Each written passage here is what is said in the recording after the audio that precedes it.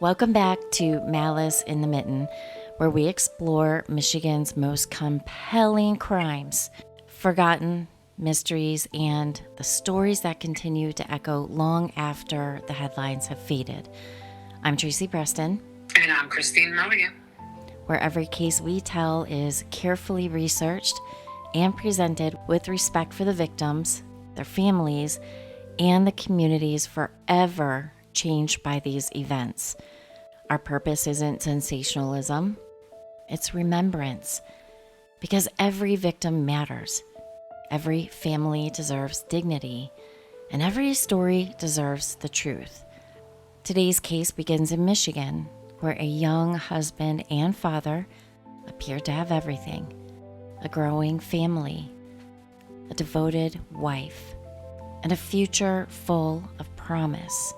But appearances can be carefully manufactured, and behind one family's seemingly ordinary life was a web of deception that would ultimately lead to one of the most notorious family annihilation cases in modern American history. This is the story of Christian Longo.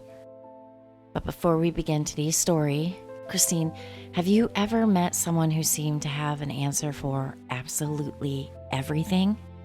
You mean besides me? No, I'm just kidding. Definitely. And sometimes that confidence can be reassuring, but other times it makes you wonder whether the answers that they're giving are true or whether they're really good at making things sound true. Because there's a difference. Because I have grown up with a lot of people. We have a last name that we kind of call anybody that does that. Someone that has an answer for everything. We call them this one last name because we're like, they were just compulsive liars, but they were so convincing at it. Right. And honesty and confidence are not the same thing. Some people lie nervously. They hesitate. They contradict themselves. They leave behind little cracks that allow the truth to show through. But others can lie while looking directly into your eyes. They can make promises they have no intention of keeping, describe accomplishments that never happened, and construct entire versions of themselves that exist only because the people around them believe them. And when someone becomes that comfortable rewriting reality, I only imagine that it becomes harder and harder to know where the lies end and the truth begins, or if they ever even meet up at all. Right. Or what they might do when the truth finally catches up with them. Today's story begins here in Michigan inside a young family that appeared devoted, respectable, and deeply connected by faith. But behind that image was a husband who had already begun replacing reality with whatever story served him best. And eventually, Christian Longo would decide that reinventing himself required more than leaving Michigan behind. It required erasing the people who knew exactly who he was.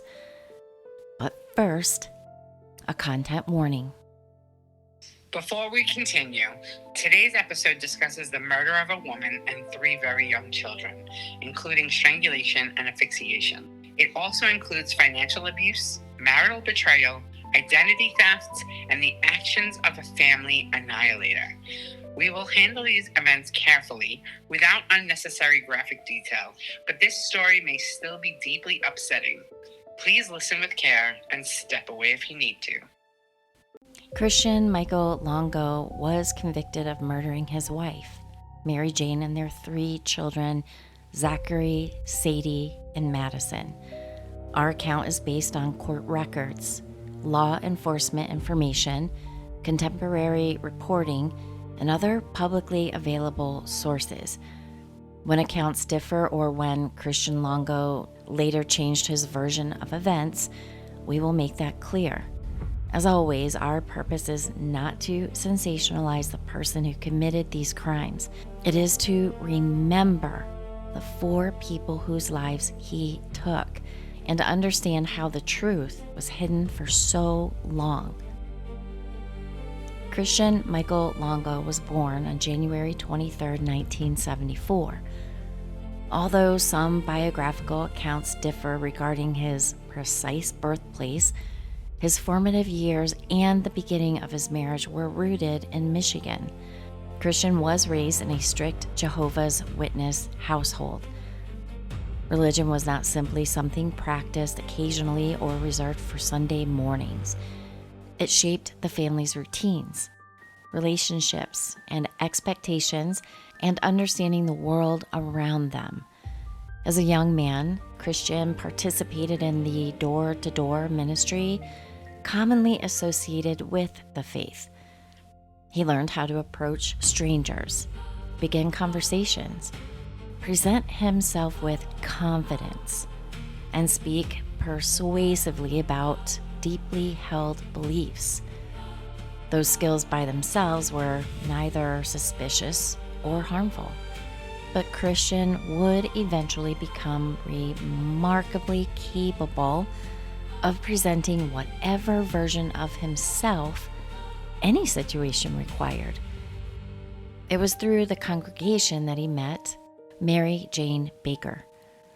Now, MaryJane was approximately 6 years older than Christian, and accounts describe them meeting in the parking lot of their Kingdom Hall, and the relationship that progressed quickly. When Christian was 19 years old, he and MaryJane married. They were young, especially Christian, but they stepped into adult responsibilities almost immediately. They had marriage, a household, bills, expectations, and in time, children. Their first child was a son named Zachery. Then came their daughters, Sadie and Madison. By the time Christian was 26, he was the husband of MaryJane and the father of 3 children under the age of 5. Zachery was the oldest, Sadie followed, and Madison was the baby of the family.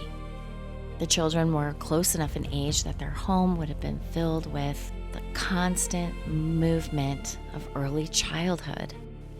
Small voices, toys, meals, laundry, interrupted sleep, and the daily demands of caring for 3 children who still needed help with nearly everything. MaryJane devoted much of her life to caring for them, and from the outside, the Longos appeared to be building the kind of family their community could admire. They were young. They were involved in their faith. They had 3 beautiful children, and Christian appeared to be working to provide for them. But the version of the Longo family visible to other people depended heavily on one thing: Christian's ability to maintain it. He wanted to be seen as successful, not someday, not after years of slowly building financial stability. He wanted the appearance of success immediately. An appearance would become one of the defining forces in his life. Christian worked in newspaper distribution and eventually became a manager for a company that distributed the New York Times. It was legitimate work, and for a time, it gave him a degree of responsibility and authority. But ordinary employment did not seem to satisfy the life Christian imagined for himself. He later began a construction, cleaning, or subcontracting business. Running his own company offered something a regular job could not. It allowed Christian to present himself as an entrepreneur, a business owner, a provider building something important for his family. But the reality of opening a business did not match the image he projected. The company struggled. Money became increasingly difficult to manage. Debts accumulated, payments were missed. And yet, Christian continued spending as though financial limitations were obstacles that could simply be ignored. This was not one isolated mistake or a temporary period of poor judgment. there was a pattern forming here. When Christian could not afford the life he wanted, he did not adjust the life. He altered the truth. He created false addresses to redirect or evade creditors. He wrote checks without the funds to cover them. He forged checks using the names of customers connected to his business. He used deception to obtain money and property that did not belong to him. At one point, Christian created false identification and used it in connection with a vehicle test drive. That vehicle was never returned. What he presented as success was increasingly being financed through theft, fraud, and promises he could not fulfill. But for MaryJane, the consequences were not abstract. Financial deception inside a marriage affects the person who did not create the debt just as surely as the person who did. And each new discovery forces the innocent spouse to question what else has been hidden. Now, MaryJane was raising 3 very young children while the financial ground beneath her family continued to shift. The Longo's car was repossessed. Creditors were closing in. Christian's business was failing. And eventually, his criminal conduct attracted the attention of law enforcement. He was caught and prosecuted for his financial crimes, and Christian received probation and was ordered to pay restitution.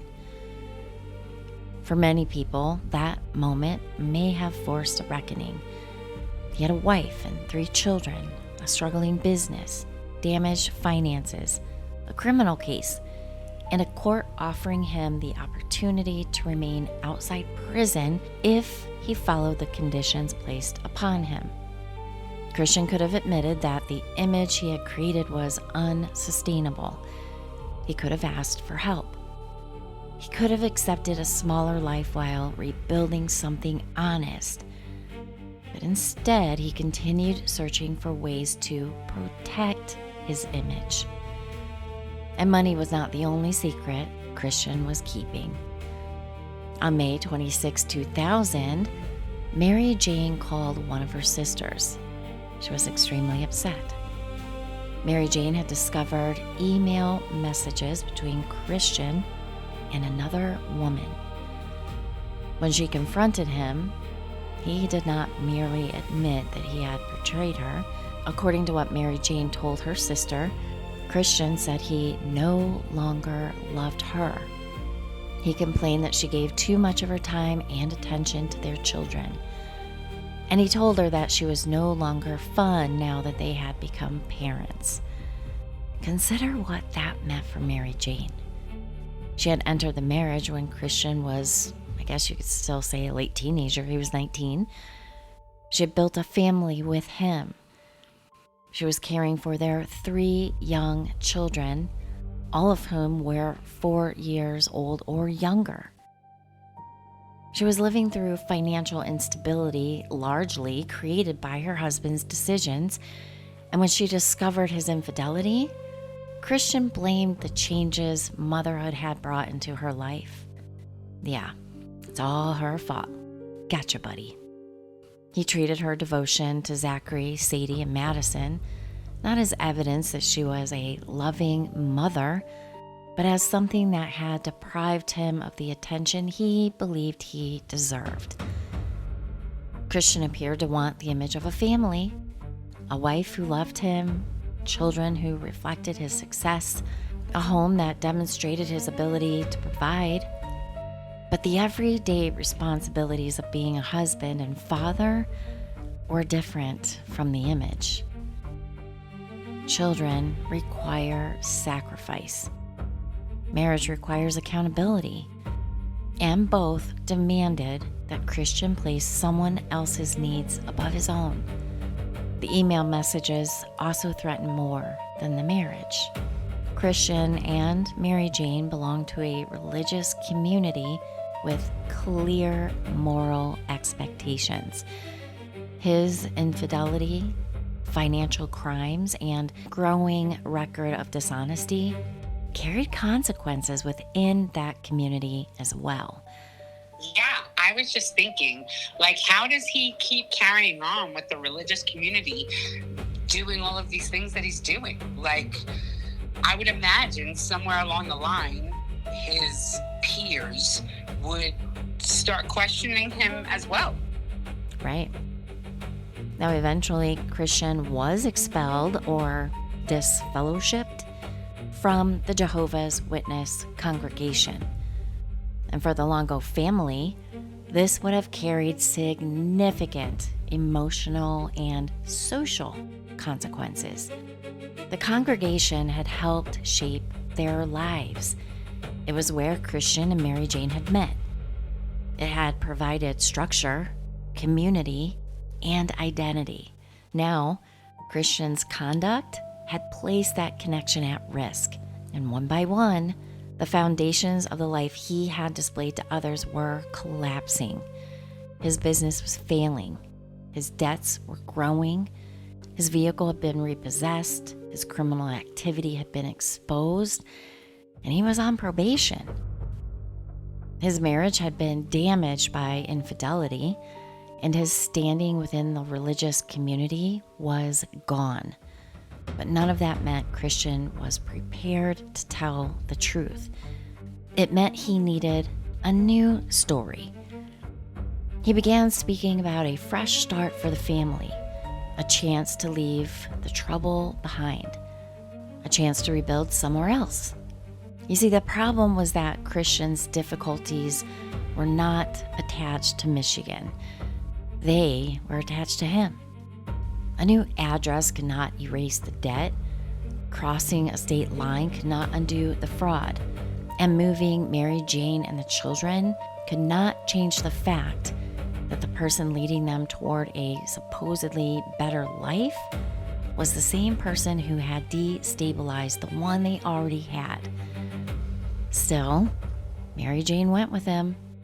She gathered Zachery, Sadie, and Madison and followed her husband out of Michigan.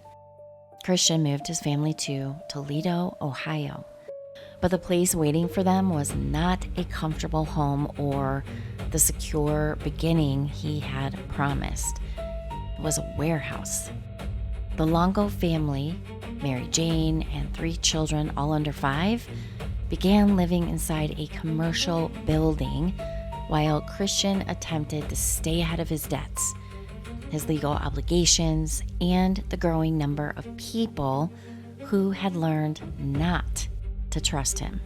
The move also, by the way, violated the conditions of his probation. Christian was no longer merely a man overwhelmed by financial problems. He was actively running from their consequences. And while MaryJane tried to care for her children inside that warehouse, Christian was already looking beyond Ohio. Because when a person builds a life upon deception, every escape is temporary. Now, eventually, the people left behind compared stories. The unpaid checks surfaced, the stolen property traced, the court notices when someone disappears, and the family members who know the truth become increasingly difficult to control. In Michigan, Christian Longo had been a husband, father, businessman, and a member of a religious community. By the time he reached Ohio, each of those identities had begun to collapse. What better time than to totally reinvent himself, I'm assuming. That's right. But Christian was not finished reinventing himself. He would soon move MaryJane, Zachery, Sadie, and Madison again. This time across the country to the Oregon coast. He would arrive with almost nothing. He would lie about his work. He would lie about where his family lived. He would even lie about how many children he had. And as the Christmas season of 2001 approached, Christian Longo would begin behaving as though the family beside him was already disappearing. When the Longo family left Michigan, Christian presented it as a chance to start over. By the time they settled into a warehouse in Toledo, Ohio, that promise had already begun to dissolve. That building was not meant to be a home. It was a commercial warehouse where the family carved out a makeshift living space among business equipment and storage. MaryJane tried to create some sense of normalcy for the children, but there was nothing normal about raising 3 children in a place never intended for families.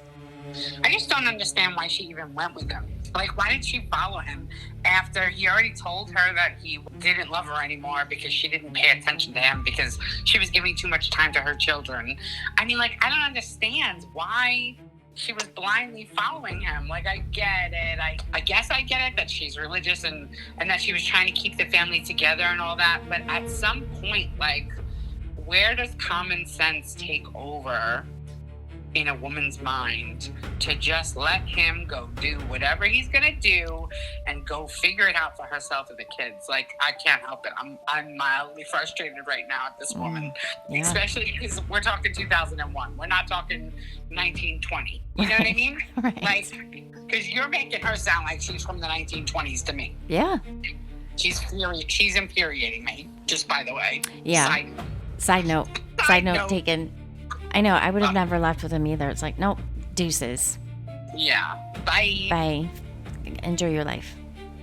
Okay, so what happens next? All right, now, investigators would later return to that warehouse after the murders. What they found painted a revealing picture of Christian's state of mind. Among the belongings left behind were 2 books. One was The Perfect Murder. The other was Outwitting the Smart Machine, a book about avoiding detection through forensic science and investigative techniques. Finding books alone proves nothing. People read crime novels every day. People become fascinated by forensic science for perfectly innocent reasons. But the investigators later viewed those titles alongside everything else they uncovered. They became one more piece of a much larger puzzle. Another indication that Christian had no intention of facing his legal problems came through his probation. He had been ordered to remain in contact with authorities and follow the conditions imposed by the court. Instead, he simply stopped complying. He ignored reporting requirements. He ignored restitution. He ignored the court. And eventually, warrants followed. For Christian, consequences were becoming something to outrun rather than resolve. By the summer of 2001, he was already looking farther west. He convinced MaryJane they needed another fresh start, another opportunity, another chance to rebuild. And this time, they drove nearly 2,500 miles to the Oregon coast. They settled in Newport, Oregon.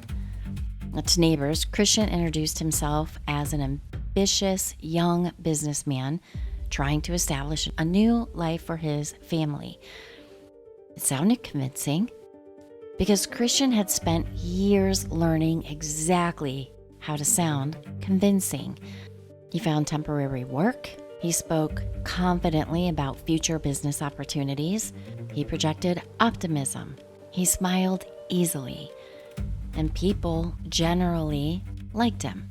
Several later told investigators that they never imagined the family living nearby was on the edge of catastrophe. But beneath that carefully crafted image, Christian's financial problems had only worsened. Those bills kept coming. Creditors continued searching. Law enforcement still wanted him. His debts had not disappeared simply because he crossed the country. Instead of confronting reality, Christian invented new explanations. He lied about his employment, his finances, where he had lived, and even lied about his family. To some people, he claimed MaryJane and the children were still back east and would be joining him later. Others believed he had fewer children than he did. And those contradictions became increasingly difficult to keep straight. Each person received a different version of Christian, and whatever story benefited him in that moment became the truth, at least until he needed another one. MaryJane, meanwhile, was increasingly isolated. She was thousands of miles from much of the support system she had known. Family members later recalled that communication became less frequent. Looking back, investigators and relatives would ask themselves the same haunting question that follows so many family annihilation cases. How much did she know? Did she realize just how desperate Christian had become? Did she understand the depth of his deception? Or did she continue believing each new promise because she desperately wanted stability for her children? Those questions may never be answered completely. What is clear is that Christian continued making decisions designed to preserve his image, not his family. Late in 2001, he obtained a job with a company that distributed copies of the New York Times. Ironically, that position would later provide one of the most infamous details of the case. Among the journalists whose newspapers passed through Christian's workplace was a writer named Michael Finkel. At the time, the two men had never met. Their lives had never crossed. Christian simply recognized the name, and he remembered it. And no one could have imagined how important that name would soon become. As Christmas approached, financial pressure intensified. Christian's employment was unstable. Money was scarce. His legal problems continued growing. When friends noticed, he sometimes spoke confidently about opportunities that never seemed to materialize. And others noticed he always had an explanation whenever plans changed. There was always another deal, another job, another opportunity waiting just around the corner. But nothing ever truly improved. One lie simply led to another, and another, and yet another. For people who knew Christian casually, those inconsistencies were easy to overlook. For MaryJane, they were becoming impossible to escape. She was living every consequence, every unpaid bill, every move, every broken promise, and every disappointment. By December 2001, Christmas decorations had begun appearing throughout Newport. Families were shopping, children were excited. The holiday season had finally arrived. Inside the Longo household, however, the pressure had reached a breaking point. Christian was cornered from every direction. Law enforcement, creditors, employment, his marriage, his carefully manufactured identity was collapsing faster than he could rebuild it. For years, he had escaped each problem by creating a new version of himself, a new city, a new business, a new promise, a new beginning. But there comes a point when there is nowhere left to run. And when that moment arrived, Christian Longo made a decision that would forever define his name. He didn't finally figure out how to save his family from the downward spiral he put them in. He constructed a new idea: how to remove them from the story altogether. Yeah, and instead of realizing defeat or realizing the error in his ways, or even giving up and seeing reality for what it was, he didn't do any of that. He started looking for a way to erase the people who knew the truth and get rid of his family. Right, because MaryJane wasn't just his wife anymore. She had become the person who knew every promise that had been broken, every fraud, every affair, every excuse. And in Christian's mind, that made her dangerous. Christmas came and went along Oregon's central coast. Storefronts glowed with holiday lights. Families gathered around dinner tables. Children tore into presents wrapped only hours before. For most people, it was a season of celebration. For MaryJane and her 3 children, there would be no Christmas morning.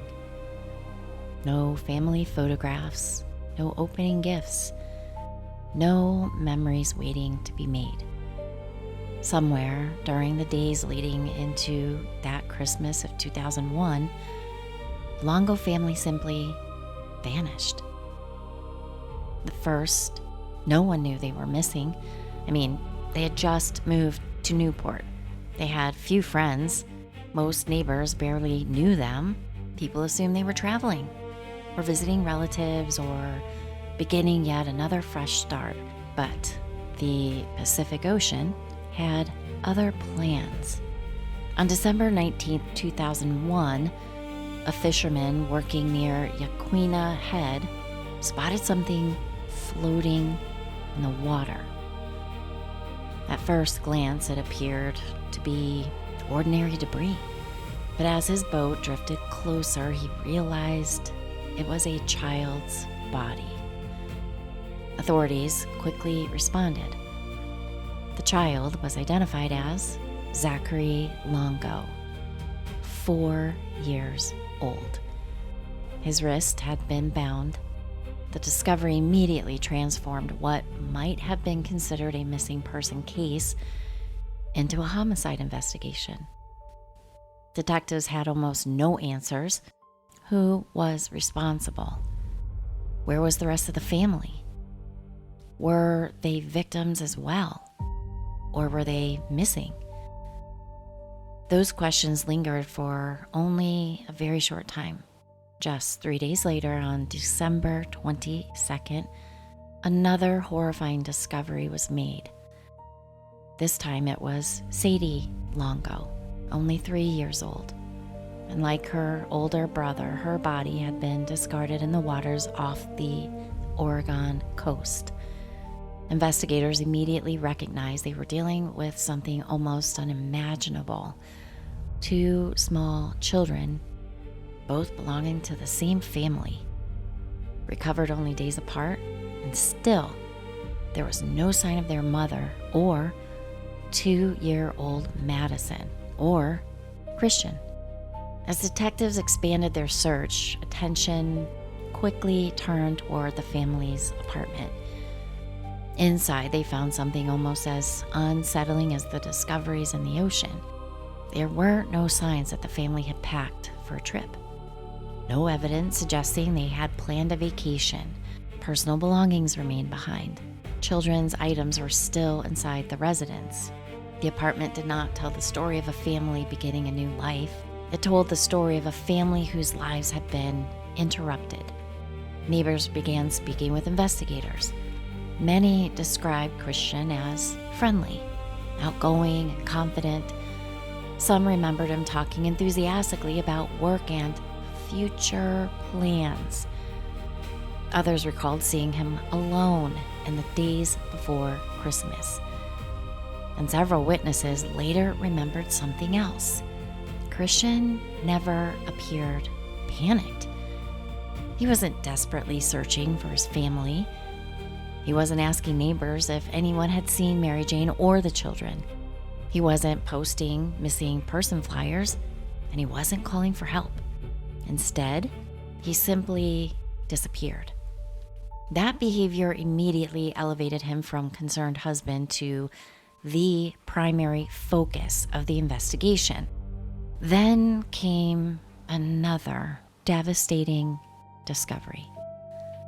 On December 27th, authorities recovered a suitcase floating in Yaquina Bay.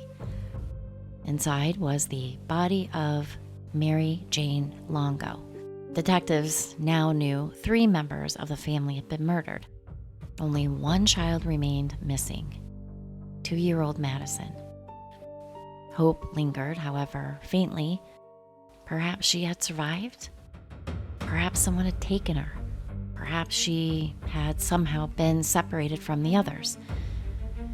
But investigators also understood something heartbreaking. If Christian Longo had killed 3 members of his family, the odds that Madison was still alive were becoming increasingly small.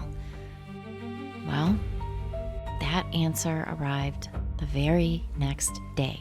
A second suitcase was recovered from the water. And inside, authorities found 2-year-old Madison.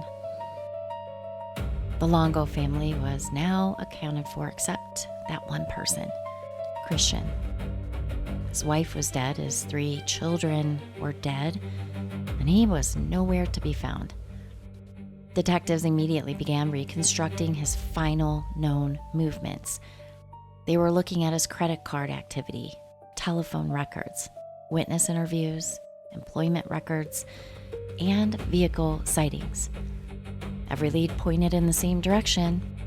Christian had left Oregon alone, then beyond the United States. Law enforcement agencies across the country received his photograph. Ports of entry were notified. Federal authorities joined in the investigation, and the question was no longer whether Christian Longo had disappeared. The question was, how far was he willing to go to escape responsibility? And through all of that, the one person they should have been searching the hardest for was still missing. Christian Longo wasn't helping investigators find his family. Investigators were trying to find him, and they would soon learn he wasn't hiding in the woods. He wasn't living under a bridge. He wasn't desperately trying to survive. He had already begun building an entirely different life using someone else's name. As investigators followed the trail out of Oregon, another story was unfolding nearly 2,500 miles away. A respected journalist named Michael Finkel had no idea that a man he'd never met had stolen his identity. Within days, an international manhunt would stretch into Mexico, where Christian Longo appeared to be living as though nothing had happened. By the final days of December 2001, investigators knew exactly who they were looking for: Christian Longo. His photograph was distributed across the country to local police departments, state investigators, the FBI, the U.S. Marshals Service, border officials, airports. Every agency understood the same thing. A man wanted for the murders of his wife and 3 young children had vanished. The question was whether he had simply gone into hiding or whether he had already left the United States. Investigators immediately began following every financial breadcrumb they could find. Credit card activity, bank transactions, telephone records, witness sightings, and each clue narrowed the search. Then the trail abruptly ended. Christian Longo had disappeared. But Christian had spent years creating new identities whenever his old life became inconvenient. And investigators began asking a different question. What if he wasn't traveling as Christian Longo anymore? And as agents continued digging through his recent employment history, one name resurfaced again and again: Michael Finkel. Now, Finkel was an accomplished journalist who had written for the New York Times Magazine, and Christian had become familiar with that name while he worked in the newspaper distribution business.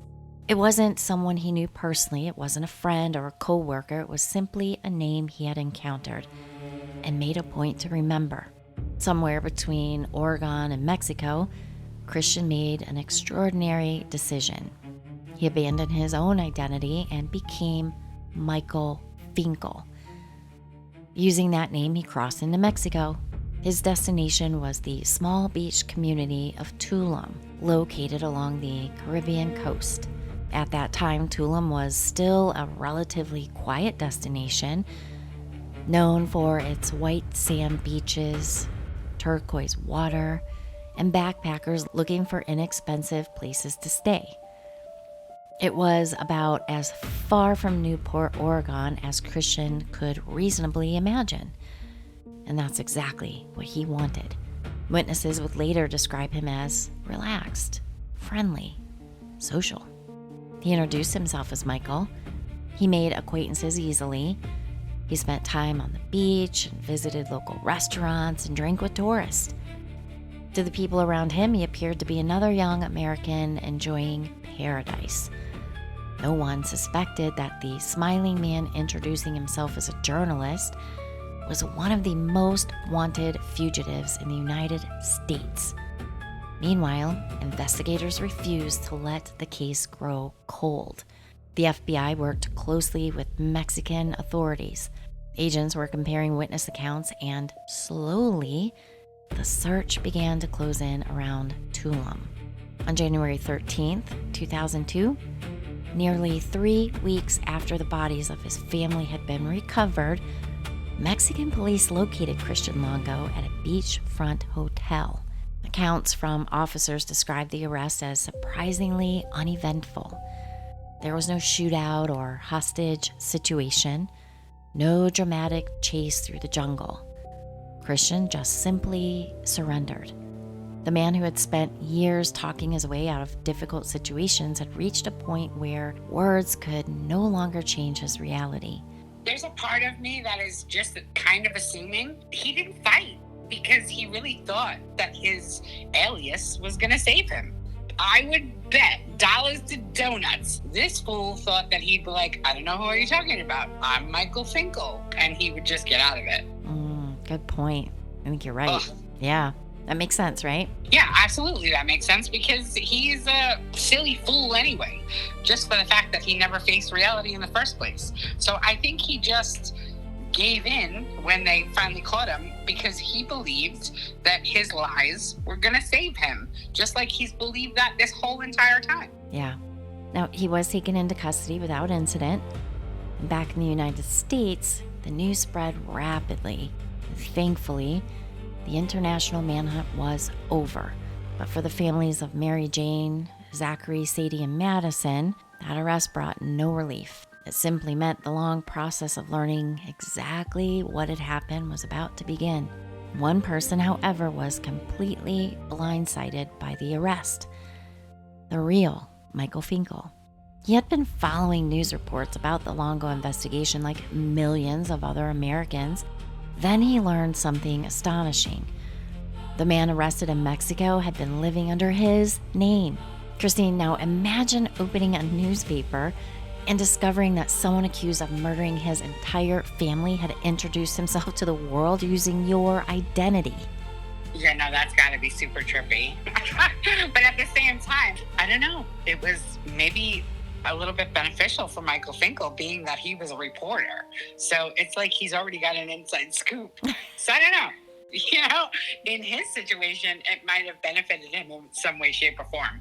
But in most people, you'd be like, oh my God, my name is now forever tied to a family's obliteration. That's crazy. Totally. And for Finkel, it was surreal. For investigators, it was another glimpse into Christian Longo's psychology. He hadn't chosen a random alias. He selected the identity of a successful journalist, someone educated and respected and accomplished. It fit the image Christian always wanted people to believe. Even after allegedly murdering his family, he wasn't pretending to be anonymous. He was pretending to be successful. Of course, that's the whole point of his delusion. And years later, Michael Finkel would describe becoming fascinated, not with Christian's crimes, but with Christian's ability to construct alternate versions of himself. Eventually, the two men began writing to one another, and this new relationship would later become the basis for Finkel's book, True Story. It was an extraordinary twist. A journalist whose identity had been stolen eventually became one of the people who spent the most time trying to understand the man who stole it. Like I just said, for Christian Finkel, that was a reporter and AKA writer, journalist. I told you it was partially beneficial for him. Yeah, you tweezed that right out. Yeah. Now, back in Oregon, prosecutors quietly continued building their case. They gathered forensic evidence, reviewed financial records, interviewed friends, reconstructed Christian's movements almost hour by hour.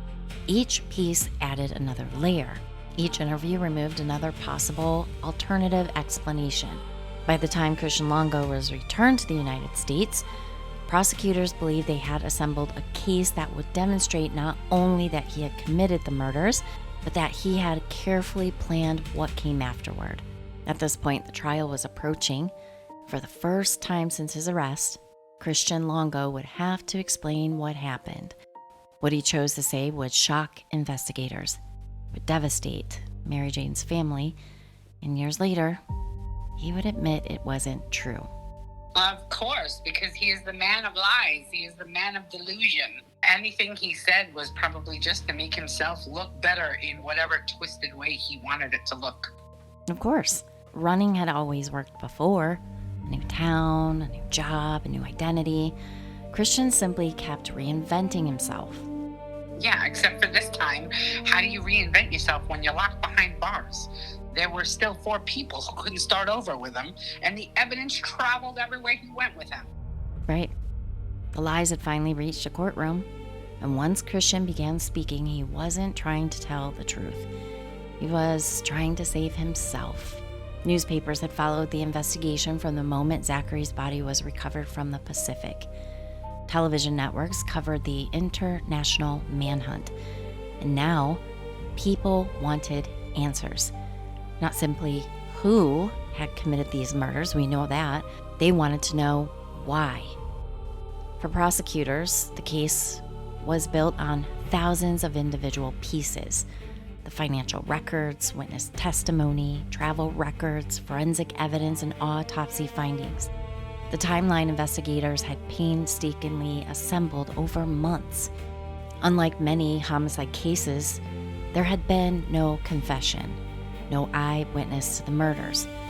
Instead, prosecutors presented what they believed was an overwhelming picture of intent, opportunity, and behavior after the crimes. The evidence told a consistent story. Christian Longo had been under crushing financial pressure. He had exhausted nearly every avenue of deception. He had alienated family members. He was facing legal consequences. His marriage was deteriorating, and after the murders, he fled the country. He assumed another man's identity, and he began building yet another new life. Those actions, prosecutors argued, were not the behavior of an innocent husband grieving the loss of his family. They were the actions of someone escaping responsibility. But Christian had his own version of events, and when he finally spoke through his attorneys, the courtroom fell silent.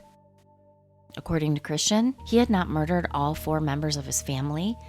Instead, he claimed that after years of financial problems and emotional strain, it was MaryJane who had reached a breaking point. What? Yeah, of course. We're gonna blame MaryJane. You know, the one that was wrapped in luggage. We're gonna blame her. She snapped and killed all the kids, and then what? What are you gonna tell me next? And then he decided to knock her out and throw her in a suitcase? Like, I don't. Of course. I'm so angry now. Keep going. I know. Victim blaming gets my blood pumping. Now, he alleged that she had killed Zachery and Sadie. He said that when he discovered what had happened, he became enraged.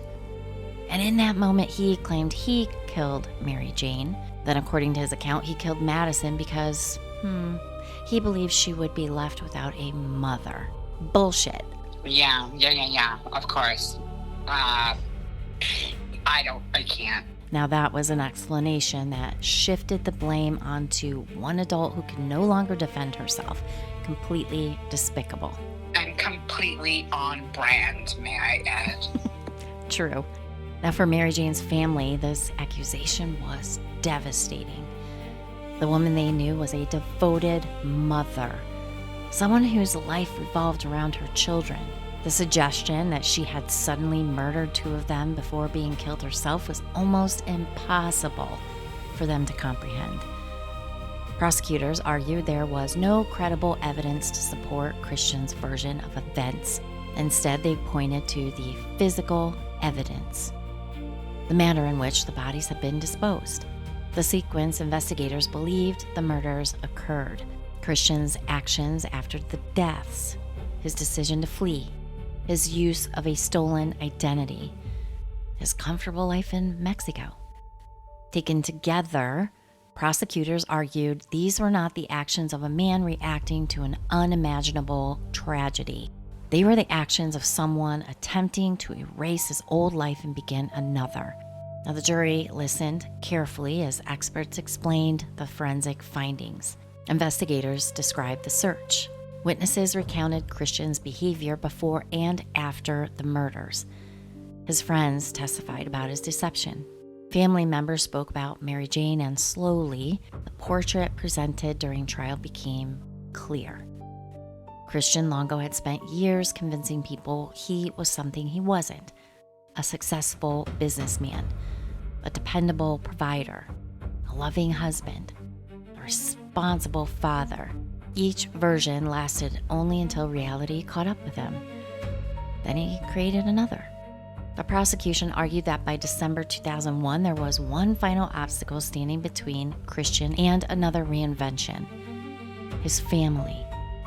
Because they knew the truth. They knew the debt, the fraud, the affairs, the broken promises.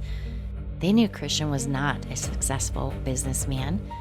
There was not a comfortable future waiting just beyond their next move. Only another lie. Christian's defense asked jurors to believe that everything changed in a single emotional moment.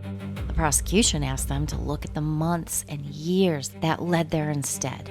One story depended upon a sudden loss of control. The other depended upon a long-established pattern. The jury was instructed to weigh only the evidence presented in court, not emotion, not sympathy, and not public opinion. After weeks of testimony, closing arguments finally arrived. Prosecutors reminded jurors that lies had followed Christian Longo throughout nearly every chapter of his adult life. They argued that the final lie was now unfolding inside the courtroom. So then the jurors withdrew to deliberate, and the waiting began. For MaryJane's parents, for relatives who had lost 3 young children, for investigators who had spent months piecing together every movement, the decision now rested on 12 citizens. Now, they did not deliberate for weeks, and they didn't struggle for months. After approximately 6 hours, the jury returned. The courtroom fell silent, and one by one, the verdicts were read. Guilty for the murder of MaryJane. Guilty for the murder of Zachery.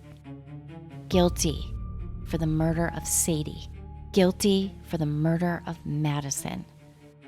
4 verdicts, 4 lives acknowledged. 4 murders for which Christian would be held responsible. For MaryJane's loved ones, no verdict could restore what had been taken, but it did reject the story Christian had tried to tell. The jury had concluded that the evidence spoke louder than his fictitious explanations. And with that, the trial was over. The convictions had been entered, but Christian's story wasn't finished. Because years later, from inside prison, he would make a stunning admission, one that completely abandoned the defense he had fought so hard to present. For years, Christian had convinced people to believe his version of reality. This time, 12 jurors did not. And you know what? The cruelest part of it all was that his final defense required blaming the woman who could never answer him. He's a coward.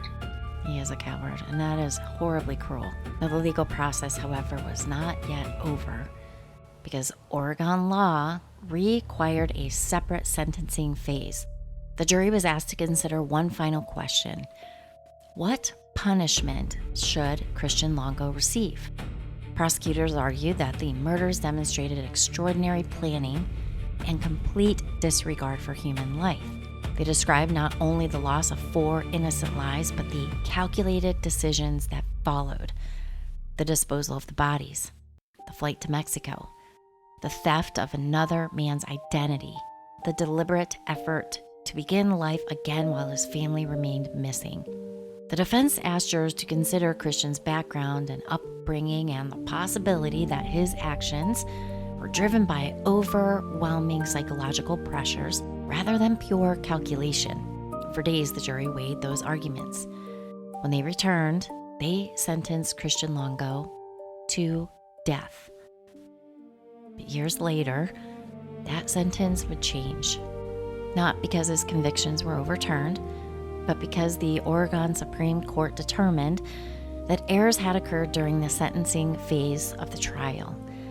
Rather than conduct a new sentencing proceeding, prosecutors and the defense ultimately agreed to a sentence of life of imprisonment without the possibility of parole. Christian Longo will spend the remainder of his life in prison. For many cases, that is where the story ends, but for this one, it wasn't. Years after the trial, Christian began corresponding with the very man whose identity he had stolen, journalist Michael Finkel. At first, the letters centered on questions surrounding the investigation, the trial, and the evidence, but over time they became conversations about identity, truth, guilt, and deception. Finkel wasn't writing to excuse Christian, he was trying to understand him. How could someone appear so ordinary, yet commit something so unimaginable? And those conversations eventually became the book, as I mentioned before, called True Story. In 2015, the book True Story had adapted into a feature film starring James Franco as Christian Longo and Jonah Hill as Michael Finkel. The film introduced the case to an entirely new generation. But something else happened during those years. Christian Longo's story changed. Again. The explanation he had presented to the jury, that MaryJane had killed Zachery and Sadie before he killed her, began to unravel under the weight of his own admission. In later interviews and correspondence, Longo acknowledged that he lied. He accepted responsibility for killing all 4 members of his family. The woman he had blamed had been innocent all along. It was a devastating admission. Not because investigators had doubted the verdict, they hadn't. Not because MaryJane's family suddenly learned something new. They already believed in her innocence. It mattered because Christian's final lie had stolen something from MaryJane that could never be fully returned. Her voice. For years, the public had heard his accusation. She had never been able to answer it. And his later admission confirmed what evidence had already showed. MaryJane was not the person who destroyed her family. She was one of its victims. Cases like this naturally lead people to ask one question, and that's the why. Why would a father murder the very people who trusted him most? And there is no single answer. Mental health professionals who have studied family annihilators often describe several recurring themes. Some offenders see their families not as independent people, but as extensions of themselves. When their carefully constructed identity begins collapsing through financial failure, public humiliation, legal consequences, or the loss of control, they may come to view the people closest to them not as loved ones, but as witnesses. People who know the truth. People who represent the life they believe has failed. That does not excuse these crimes. It simply helps explain why they occur often enough that investigators have recognized disturbing patterns across decades of similar cases. Christian Longo's case reflects many of those patterns. Years of deception, financial collapse, repeated reinvention, an obsession with appearances, a desperate need to control the narrative, and when control was no longer possible, he attempted to erase the people who could expose the truth. But this story does not belong to Christian Longo. It belongs to 4 people whose futures were stolen. MaryJane Longo was more than a wife caught in someone else's lies. She was a daughter, a sister, a mother who devoted herself to raising 3 young children. Zachery was just 4 years old enough to laugh, to ask endless questions, to imagine the future waiting just beyond childhood. Sadie was 3, curious and playful, just beginning to discover the world around her. And Madison, she was only 2. She had barely begun her life. Their names deserve to be remembered for far longer than the name of the man who took them away. We don't remember killers because they're fascinating. We remember victims because they mattered. Now, if there is one lesson this case leaves behind, it is this: not every dangerous person appears dangerous. Sometimes the greatest threat is the person who has spent years convincing everyone around them that everything is perfectly fine. Their polished smile, the confident explanation, the promise that tomorrow will be different. Eventually, the truth will always arrive. And for Christian, it arrived too late to save the people who loved him. For the rest of us, perhaps their story reminds us that honesty is never a weakness. Asking for help is never failure. And no image is ever worth more than the people standing beside us. And Christine, when we finish stories like this, I always find myself thinking about what was lost rather than what was taken. Because what was lost wasn't just 4 lives. It was birthdays that never happened, school pictures that were never taken, anniversaries, graduations, family dinners, entire futures of these children that disappeared in the matter of days. And also, you're left with the ideation of how this guy got life wrong from the very start. Life is not about the image that you project to others, to strangers in the street. Life is about the people around you and the little moments of life, like all the things that are missing from these poor children's lives. The dances, the first of whatever, the first kiss, the first everything. That's what life is about. Life's not about money, financial success, and career. So this guy got it wrong from the jump.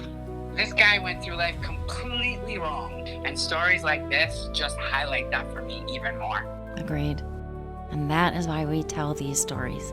It's not to give murderers another audience, but it's to make sure that the people they try to erase are never forgotten. If you or someone you know are experiencing domestic abuse, coercive control, or fears for their safety, help is available. The National Domestic Violence Hotline is available 24 hours a day by calling 1-800-799-7233, texting START, S-T-A-R-T, to 88788. or visiting thehotline.org. If you believe someone is in immediate danger, call 911 or your local emergency services. I'm Tracy Preston. And I'm Christine Mulligan. And this is Malice in the Mitten, where the story matters, but the truth matters more. Please follow, rate, and review our podcast. It helps more people discover Michigan's forgotten stories, and it helps ensure the victims we remember today are never forgotten tomorrow. Remember, smash all those buttons, hit all the stars, give us all the likes, and subscribe to all the places that you listen to our podcast on. Thank you. Have a great week, and we will see you all on Wednesday for Round Robin. Thanks, everyone. Bye. Bye.